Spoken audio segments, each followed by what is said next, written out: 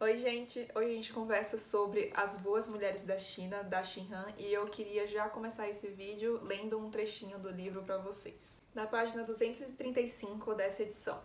Em 1995, uma pesquisa na China apurou que, nas áreas mais prósperas do país, os profissionais que tinham a expectativa de vida mais curta eram o operário de fábrica de produtos químicos, o motorista de caminhão de longas distâncias, o policial e o jornalista.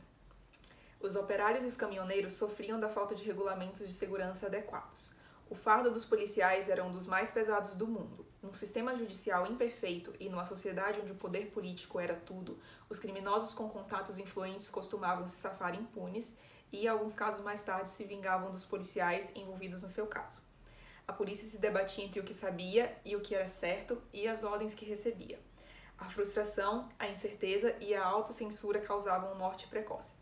Mas por que é que os jornalistas, que de certa maneira levavam uma vida privilegiada, compartilhavam da mesma sorte? Parece curioso ter os jornalistas nessa lista aqui, né? Mas lendo As Boas Mulheres da China, a gente consegue entender perfeitamente o porquê de os jornalistas estarem nelas. A autora desse livro é a Xin Han, que é uma jornalista chinesa. Ela tinha um programa de rádio na China chamado Palavras na Brisa Noturna, e esse programa tinha um formato bem inovador para a época. No que hoje é conhecido como Era Mao Tse-tung, tudo que era veiculado na mídia era extremamente fiscalizado pelo Partido Comunista Chinês, mas a partir da década de 80, com a progressiva abertura econômica da China, começam a ter algumas brechas na mídia, e a Xin Han se aproveita de uma dessas brechas para ter esse programa de rádio que aborda assuntos de vida pessoal, que era algo que não existia até então na China. E o que ela pretendia com esse programa era fornecer uma espécie de janela, uma válvula de escape para as pessoas, principalmente para as mulheres, depois dos vários anos de sofrimento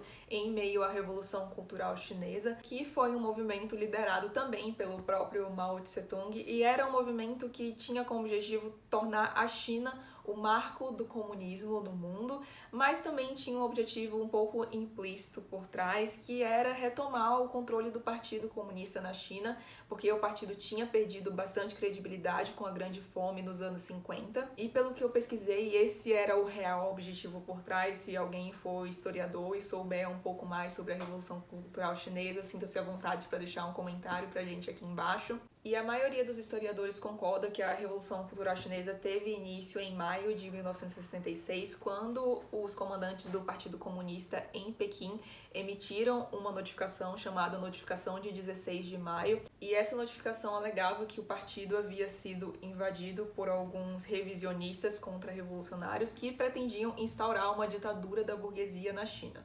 E 15 dias depois, em 1º de junho, o partido vai convocar as massas para exortar os maus hábitos da sociedade que estavam cristalizados ali no que eles diziam que eram os hábitos burgueses ocidentais. Então, são invadidas escolas, igrejas, universidades, bibliotecas são fechadas, casas e lojas são saqueadas, tudo em prol dessa revolução cultural. E a família da Xin Han foi muito afetada por isso. Inclusive, ela conta um pouco da história dela aqui, que é bem emocionante. Ela passa a viver com a avó dela depois da Revolução Cultural, porque os pais dela são presos por agentes dessa Revolução Cultural. E tendo sido tão afetada por esse movimento, ela quer saber também como é que as outras pessoas se sentem em relação a isso. E por isso resolve abrir essa janela que funciona por meio do programa de rádio dela, para que as pessoas possam interagir sobre isso. E esse programa passa a fazer muito sucesso, e por causa disso ela passa a receber inúmeras cartas, são mais de 100 cartas enviadas para ela por dia, até que certo dia chega uma carta curiosa para ela com uma pena de galinha grudada do lado de fora,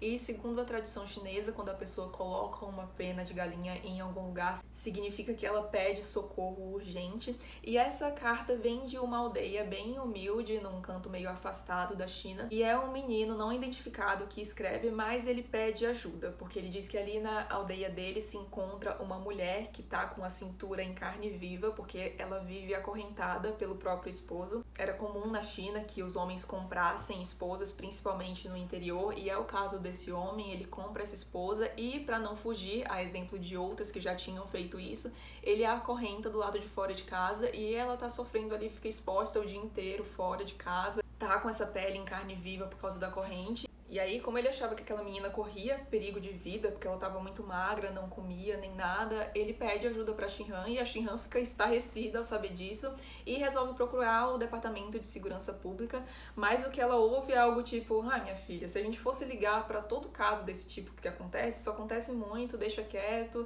que daqui a pouco isso some. E aí ela fica mais estarrecida ainda, né? Tipo, como assim? Isso acontece bastante e ninguém faz nada sobre isso. E ela não se dá por satisfeita, ela vai procurar outros modos de ajudar essa garota e aí consegue, levam policiais até essa aldeia, consegue libertar essa menina e levar a menina de volta para casa dela. Ela havia sido sequestrada e quando ela retorna para Pequim, o que ela ouve não é nem assim nada de elogio nem nada. Ela só ouve dos seus colegas que ela deu um trabalhão, que gastou dinheiro à toa, e aí ela percebe que tem algo realmente muito errado nessa sociedade. E a partir desse acontecimento ela começa a se perguntar, afinal de contas, quanto vale a vida de uma mulher na China, né, para ter tamanho descaso perante essa situação, e percebe que ela não entende nada de boa parte da realidade dessas mulheres na China. E aí o que ela resolve fazer para entender um pouco mais e para expor também esse tipo de situação é pedir para abrir uns minutos ao final do programa onde ela leria alguma carta que ela recebeu.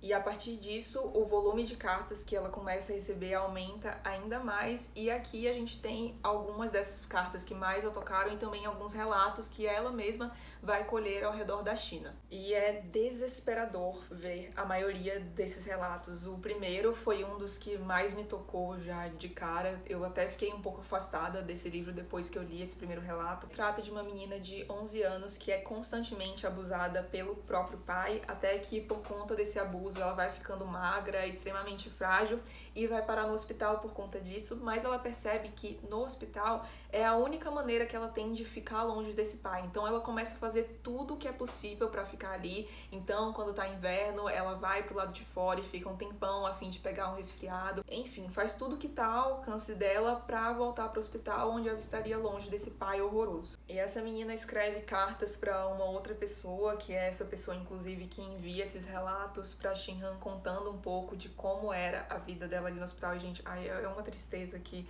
sério.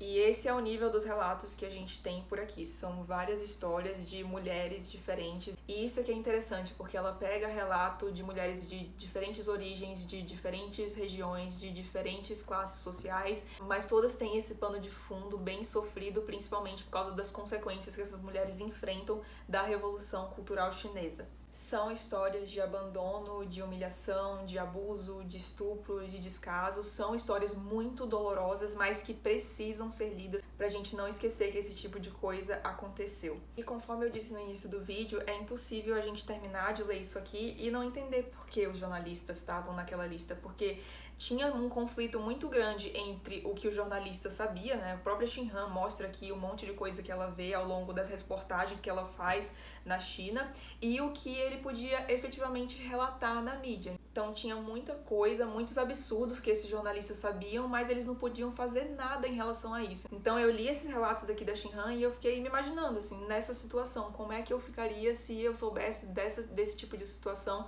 que isso acontece todo dia no país que eu vivo e eu não pudesse fazer nada sobre. Eu acho que deve ser essa sensação de impotência muito desoladora, sabe? Que pode acabar levando, inclusive, as pessoas a cometer tragédias como o suicídio, cujos índices eram bem altos na China a essa época. E foi todo esse conflito que leva a Shin-Han não só a abandonar o jornalismo, mas também a China. Ela vai para a Inglaterra, vive até hoje lá, inclusive, e lá ela resolve dar voz à história de alguma das mulheres que ela entrevistou através desse livro maravilhoso aqui. E esse é com certeza dos livros mais difíceis que eu já li, e não por causa da linguagem, porque a linguagem é muito acessível, mas por conta do que é narrado. Apesar de ser bem curtinho, foi um livro que eu demorei muito para ler, eu fiquei quase um mês lendo isso aqui, porque às vezes eu lia os relatos e eu ficava tão que eu precisava dar uma pausa para respirar, sabe? Focar em outra coisa e depois ler isso aqui, porque é realmente difícil você ler um relato atrás do outro. Para mim é impossível, eu não ia conseguir. Recomendo que essa leitura seja feita aos poucos e que você escolha muito bem o momento que você vai ler, porque é realmente meio pesado. Então escolha bem o momento que você vai ler. E esse é o único livro que eu li da Shin-Han. Eu sei que ela tem alguns outros livros interessantes que abordam um pouco da mesma temática. E se você já leu algum deles, por favor, deixe sua opinião aqui embaixo. E se você gostou do vídeo, não esqueça de deixar um like e de se inscrever caso você ainda não seja inscrito no canal. Até o próximo vídeo. Tchau!